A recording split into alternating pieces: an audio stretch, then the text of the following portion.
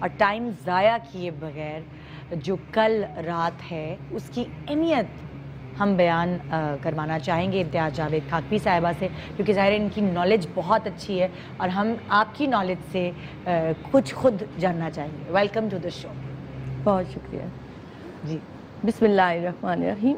اللہ رب العزت نے قرآن مجید میں ارشاد فرمایا اِنَّا أَنزَلْنَاهُ فِي لَيْلَةٍ مُبَارَكَةٍ صدق اللہ مولانا العظیم۔ بے شک اللہ رب العزت نے بندوں کی بخشش کے بہانے عطا کر دیے اور ان میں ایک خوبصورت رات شب برات کی رات عطا کر دی۔ آپ دیکھیے تو شعبان المعظم کا مہینہ رجب اور رمضان کے درمیان میں آ رہا ہے۔ کوئی معمولی سی چیز بھی ہوتی ہے اسے نسبت جب اعلیٰ سے ہو جائے تو وہ ادنا نہیں رہتی، وہ اعلیٰ ہو جاتی ہے۔ آپ دیکھیں مقامات کے حوالے سے، جگہوں کے حوالے سے عام سا جگہ ہوتی ہے مگر کوئی عبادت کرتا رہے تو وہ جگہ خاص ہو جاتی ہے۔ اسی طرح اوقات بدل جاتے ہیں جب خاص لمحے عطا ہو جائیں، جمعے کا دن خاص ہو گیا، ایسے ہی اللہ رب العزت نے ایک رات عطا کر دی رمضان المبارک سے پہلے۔ رمضان المبارک کا مہینہ فضیلتوں والا مہینہ، ایک ایسی وادی جو نور کی وادی ہے، اس میں داخل ہونے کے لیے اس کی شایان شان تیاری کی ضرورت ہے۔ تو اللہ رب العزت نے اس کی شایان شان تیاری کے لیے شب برات عطا کر دی۔ یہ نصف شعبان کی رات، 15 شعبان کی رات کہ جس میں اہل ایمان سجدہ کرتے ہیں اور اللہ رب العزت سجدوں کو قبول فرماتا ہے۔ یہ رات رد اور قبول کی رات ہے۔ یہ رات کسی کو سرفراز کر جاتی ہے اور کسی کو ذلت بخش جاتی ہے۔ یہ رات، اس رات میں اعمال نامے اٹھائے جاتے ہیں۔ نبی کریم علیہ السلام رمضان المبارک کے علاوہ سب سے زیادہ روزے شعبان المعظم میں رکھا کرتے۔ آپ صلی اللہ علیہ وآلہ وسلم سے پوچھا گیا کہ آپ اس ماہ مبارک میں اتنے روزے کیوں رکھتے ہیں؟ تو آپ نے فرمایا کہ اس مہینے میں اعمال نامے اٹھائے جاتے ہیں، رزق اور موت کا فیصلہ کیا جاتا ہے، اور میں چاہتا ہوں کہ میرا اعمال نامہ جب اللہ کی بارگاہ میں پیش ہو تو میں روزے سے ہوں۔ اسی لیے علماء کرام کہتے ہیں کہ یہ رات جاگنے کی رات ہے، عبادت کی رات ہے، اور اگلے دن روزہ رکھنا چاہیے۔ پھر آپ دیکھیں تو نبی کریم علیہ السلام کی ایک حدیث مبارکہ ہے کہ اس رات اللہ رب العزت جہنم سے اتنے لوگوں کو نجات عطا کر دیتے ہیں کہ جیسے بنی کلب کی بکریوں کے بالوں کے برابر۔ اب آپ غور کریں تو بنی کلب قبیلہ وہ تھا کہ جس کی بکریاں سب سے زیادہ تھیں، تو ان کے بالوں کے برابر آپ ہاتھ رکھیں تو کتنے بال آتے ہیں، اتنے لوگوں کو وہ جہنم سے نجات عطا کر رہا ہے۔ اس لیے اس رات کو شب نجات کہتے ہیں کہ نجات کی رات ہے۔ آج عبادت کر لو اور جہنم سے نجات پالو۔ برات کا لفظ آتا ہے بیزاری کے حوالوں سے کہ جو اللہ والے ہیں وہ دنیا سے بیزار ہو جاتے ہیں، وہ اپنے اللہ کی بارگاہ میں جھکتے ہیں اور نور وصال کی لذت عطا ہوتی ہے، اس کے انوار اور تجلیات اترتے ہیں جس سے ان کا دل نور سے بھر جاتا ہے۔ پھر آپ دیکھیں تو یہ رات چونکہ وہ رات ہے جو رمضان سے پہلے آ رہی ہے، اور جیسے ابھی کلام بھی لگا ہوا تھا کہ یہ رات توبہ کی رات ہے، تو ہمیں سوچنا ہے کہ ہمیں صرف حلوے پکا کے ہماری توبہ قبول نہیں ہوگی، ہمیں توبہ کرنی ہے۔ اور میں آپ کو تازہ ترین ایک بات بتاؤں کہ ایک گناہگار خاتون تھی، ابھی میں چونکہ گاؤں سے آ رہی ہوں، بہت ظالم عورت تھی، اور وہ کہتے ہیں کہ وہ بس یہ کہتی رہتی تھی، رمضان آنے والا تھا کہ لوگوں میں جانے والی ہوں، میں حساب نہ دے سکوں گی۔ آپ یقین کریں میں اس کا یہ واقعہ پڑھ کے اتنا روئی کہ حساب نہ دے سکیں گے ہم اللہ کی بارگاہ، ہمارے پاس کچھ نہیں ہے کچھ پیش کرنے کے لیے، نہ کوئی ایسا سجدہ ہے، نہ کوئی ایسا قیام ہے، نہ کوئی ایسا رکوع ہے۔ تو یہ رات اللہ نے عطا کر دی کہ آؤ اور میری بخشش کے خزانوں سے بخششیں پالو، انوار اور تجلیات کو پالو، رحمتوں کو پالو، برکتوں کو پالو۔ تو کیوں نہ ہم اس رات ایسی توبہ کریں اس کی بارگاہ میں جا کے، اس سے بخشش مانگیں، اپنے گناہگار ہونے کا اعتراف کریں۔ میں کہتی ہوں گناہگاروں اور ظالموں کو تو پھر خیال آ جاتا ہے، ہم جو ظاہری نیک نامی کا پردہ اوڑے ہوتے ہیں ہمیں خیال ہی نہیں آتا کتنی جگہ ہم اختلفیاں کر دیتے ہیں، کتنی جگہ عبادتوں میں کوتاہی کر دیتے ہیں، اور ہر ایک سے حساب اس کے منصب کے مطابق لیا جائے گا۔ اگر اللہ نے کسی کو فضیلت دی ہے، علم کی فضیلت، مال کی فضیلت، منصب کی فضیلت، تو یاد رکھیں اللہ کی بارگاہ میں کھڑے ہو کے اسے اسی انداز سے اپنے اس منصب کا جواب دینا ہے کہ اس نے اس کا استعمال کیا کیا۔ کسی کو مال عطا ہوا ہے تو اسے مال کا حساب دینا پڑے گا، کسی کو علم عطا ہوا ہے تو اسے علم کا حساب دینا پڑے گا، تو حساب بڑا ہو جائے گا، بڑا ہو جائے گا۔ تو اس بڑے حساب کی تیاری کے لیے اللہ رب العزت نے یہ رات عطا کر دی۔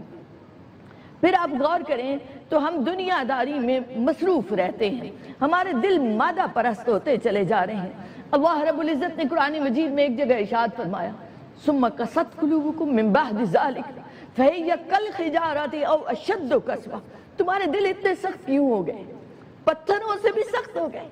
اور پھر فرمایا کہ پتھروں میں سے کچھ پتھر ایسے ہیں کہ جن سے نہریں نکلتی ہیں، زمینوں کو سیراب کرتی ہیں۔ تو علماء کہتے ہیں گویا اللہ رب العزت نے یہ بتا دیا کہ اگر تمہارا دل نرم ہو جائے پرندوں کے دلوں کی طرح، تم پر رقت طاری ہو جائے، گریہ طاری ہو جائے، تم اللہ کی بارگاہ سے توبہ کرنے والے بن جاؤ، ایمان مانگنے والے بن جاؤ، تو جیسے پتھروں سے نہریں نکلتی اور زمینوں کو سیراب کرتی ہیں، ایسے ہی اہل ایمان کے دلوں سے اور ان آنکھوں سے جب وہ چشمے رواں ہوتے ہیں خشیت کے، محبت کے، تو کتنے ہی لوگوں تک ایمان کی خوشبو جاتی ہے، اللہ کی محبت اور خشیت کی خوشبو جاتی ہے، انہیں بھی اللہ کی بارگاہ میں جا کر گریہ کرنے کا سلیقہ آ جاتا ہے۔ اور پھر آپ دیکھیں تو وہ جہنم کی آگ جو کسی چیز سے نہیں بجھے گی، وہ پانی کے ان چند قطروں سے بجھ جائے گی، جو رات کی تنہائی میں مومن کسی مرد نے، کسی مومن عورت نے اللہ کی بارگاہ میں اس کے ڈر سے بہائے ہوں گے۔ اور پھر بزرگان دین کا تو یہ اصول رہا ہے کہ وہ جتنی زیادہ عبادت کرتے تھے اتنا ہی زیادہ ساتھ گریہ رکھتے تھے، روتے تھے اللہ کی بارگاہ میں۔ علی ابن حسین امام زین العابدین کے بارے میں آتا ہے کہ آپ نقاب لیے خانہ کعبہ کے غلاف کو پکڑ کر اتنا روتے ہیں اور یہ کہتے ہیں، اس انداز سے دعائیں کرتے ہیں کہ اے اللہ میرے گناہ درختوں کے پتوں سے زیادہ ہے، اے اللہ تیری اتنے دریاؤں میں، سمندروں میں پانی کے قطرے نہ ہوں گے جتنے میرے گناہ ہیں۔ نقاب لیا ہوا ہے، کوئی پہچان نہیں رہا، اتنا روتے ہیں کہ ایک جوان شخص رو رہا ہے غلاف کعبہ کو پکڑے ہوئے، لوگ یہ سمجھتے ہیں کہ شاید یہ کوئی گناہگار شخص ہے، اور آتی ہیں اور اللہ رب العزت کی بارگاہ میں ہاتھ اٹھاتے ہیں، جو طواف کر رہے تھے، جو رکوع کر رہے تھے، جو سجدہ ریزیاں کر رہے تھے اس خانہ کعبہ کے پاس، وہ آ کر کہتے ہیں کہ مولا تجھے ہمارے قیام کا واسطہ، تجھے ہمارے رکوع و سجود کا واسطہ، اس جوان کو بخش دے۔ اور جب صبح ہوتی ہے نقاب ہٹتا ہے تو لوگوں کی چیخیں نکل جاتی کہ یہ تو علی ابن حسین جنہوں نے نہ روزہ ترک کیا کبھی، نہ راتوں کی عبادت ترک کی۔ وہ لوگ جو اس قدر عبادت کرتے ہیں وہ اللہ کی بارگاہ میں جا کر یوں کہیں کہ مولا ہماری خطائیں ہی سب سے بڑھ کر ہیں، اور ہم جو خطا کار ہیں دن رات دنیا داری میں گم، گناہوں میں گم، کثافتوں میں گم، ہمیں اس کی بارگاہ میں جانے کا سلیقہ ہی نہ آیا۔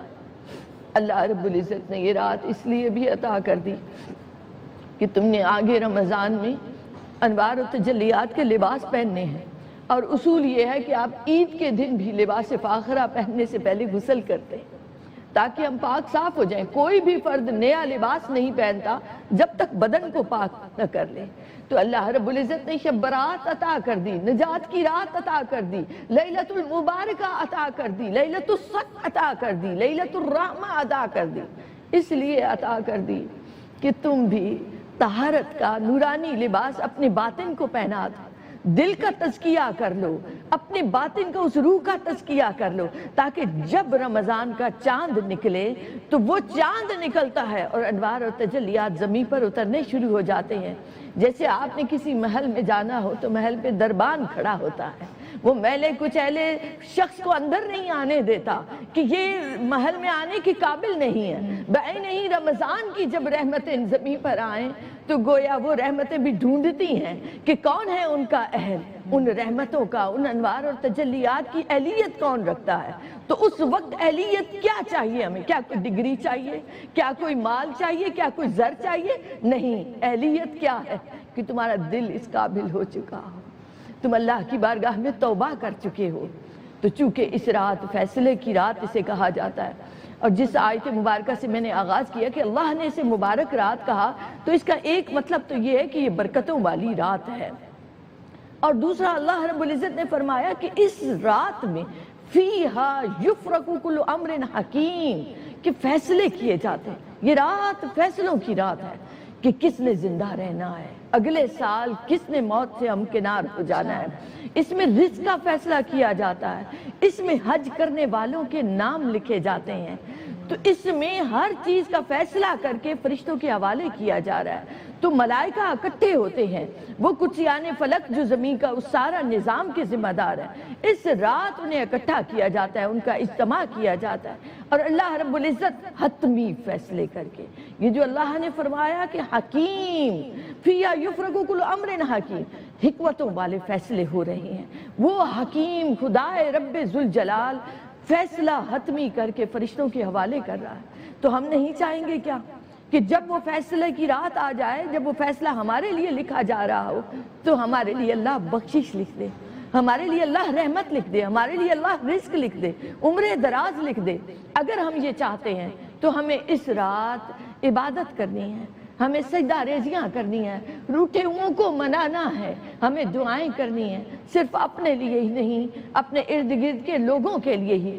دعا میں بڑی طاقت ہے. ہم جب دوسروں کے لیے دعائیں کرتے ہیں تو ہماری اپنی خواہشیں بھی خود پوری ہو جاتی ہیں.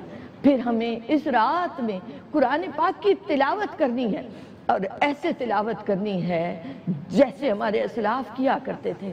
زیادہ دور کیوں جائیں، علامہ اقبال کے بارے میں آتا ہے قرآن پاک کی تلاوت فرماتے تھے اور قرآن کے اوراق بھیگ جاتے تھے، پھر وہ اسے دھوپ میں رکھتے تھے تاکہ یہ اوراق خشک ہو جائیں. تو غور کریں، کیا ہمیں آج تک کسی نے 40 سال 50 سال دنیا کے گزارے ہوں گے، کسی کی عمر 60 سال ہو گئی ہوگی، کیا کبھی ایسی تلاوت ہمیں نصیب ہوئی کہ قرآن کے اوراق بھیگ گئے ہوں اور ہمیں باہر دھوپ میں رکھنے پڑے ہوں؟ یہ تلاوت کا حق ادا ہی نہیں ہو سکتا جب تک ہم پوری طرح یکسو نہ ہو جائیں اس قرآن کی طرف، اس قرآن والے کی طرف. بالکل. اچھا، میں آپ سے پوچھنا چاہ رہی تھی کہ عبادات کیا کیا کرنی چاہیے، کون سی دعائیں پڑھیں، کتنی نفلیں پڑھیں، کیا پروسیجر ہوگا، وہ تھوڑا سا گائیڈ کریں ہمارے آڈینس کو. دیکھیں ندا، یہ رات جب شروع ہو جاتی ہے تو چونکہ چاند کے ساتھ ہے تو ہمارا مغرب سے اگلا دن شروع ہو جاتا ہے. اب مغرب کی نماز پڑھنے کے بعد جو ہمیں شریعت نے بتائے ہیں وہ ہیں ایک نوافل، اوابین کے نوافل کہلاتے ہیں. ویسے تو جو عبادت گزار لوگ ہیں وہ روٹین میں بھی پڑھتے ہیں، مگر ہم تو وہ گناہگار لوگ ہیں جن سے 5 نمازیں بھی پوری نہیں ہوتی.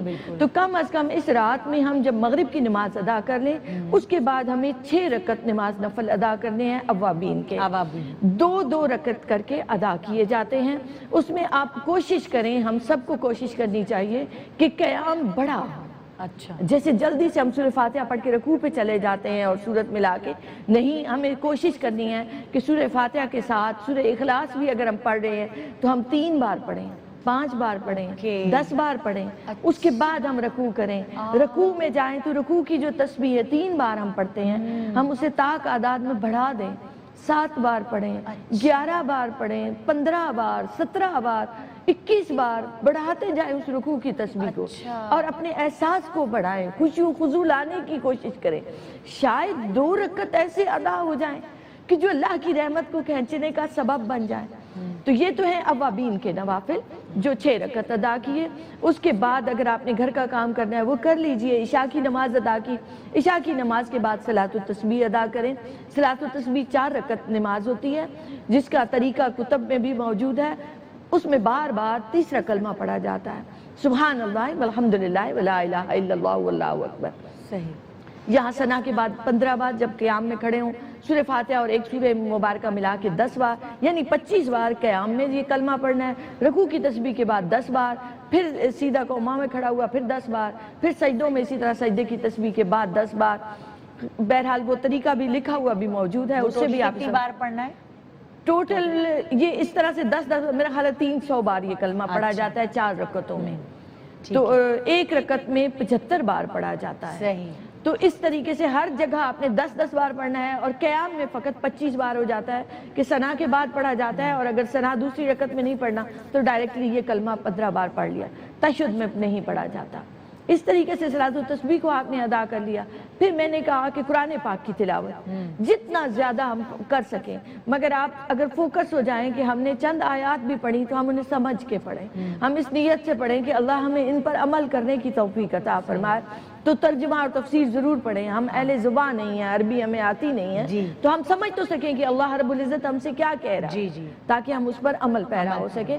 پھر اسی طرح اگر آپ سو گئے تو تہجد کے نوافل پڑھنے ہیں. تہجد کے نوافل جو ہیں وہ چونکہ سونے کے بعد پڑھے جاتے ہیں، اور اگر آپ سو نہیں رہے، پوری رات شب بیداری کر رہے ہیں تو قیام اللیل کے نوافل کہلاتے ہیں۔ قیام اللیل کہتے ہیں ہم کہ رات بھر قیام کرنا، رات بھر رکوع کرنا، سجدہ ریزیاں کرنا، بار بار نوافل ادا کرنا، صلاۃ الخیر ادا کرنا۔ صلاۃ الخیر 100 رکعت کی نماز ہے، 2 رکعت کر کے پڑھی جاتی ہے، جس میں ہر رکعت میں 10 بار سورہ اخلاص کو پڑھا جاتا ہے۔ پھر آپ دیکھیں جب رات کا آخری پہر آ جائے، تسبیحات پڑھیں، درود پاک پڑھیں، اور آپ ویریشن لائیں، جیسے ہم عام چیزوں میں لاتے ہیں کہ آپ ایک ہی کھانا نہیں کھا سکتے۔ اسی طرح عبادت بھی، آپ نماز پڑھی، اس کے بعد قرآن پاک کی تلاوت کر لی، اس کے بعد تسبیح لے کر بیٹھ گیا، استغفار کی بار بار تسبیح کرنی، استغفر اللہ ربی من کل ذنب واتوب الیہ، ہر گناہ سے مولا توبہ کرتا ہوں، مجھے آج بخش دے۔ تو اس طرح سے تسبیح پڑھ لی، پھر اس کے بعد پھر نوافل پڑھ لیے۔ جب آخری پہر آ جائے تو اس میں ذکر کرنا ہے اللہ کا، اللہ رب العزت کو ایسے یاد کرنا ہے کہ میرے دل پر، میرے بدن پر بھی اس کا نام مبارک نقش ہو جائے، اس کا نام مبارک میری خون کی رگوں میں دوڑنے لگ جائے۔ پھر اس کی بارگاہ میں جا کر رو رو کے دعا مانگنی، اس کو منانا ہے، اس کو راضی کرنا ہے، تاکہ ہمارا نفس پاک ہو جائے، ہمارا دل پاک ہو جائے، ہماری روح پاک ہو جائے۔ تو وہ رات کے آخری پہر، پھر آپ روزہ رکھیں، سحری کریں، اور اس کے بعد آپ فجر کی نماز ادا کر کے پھر سو لیں۔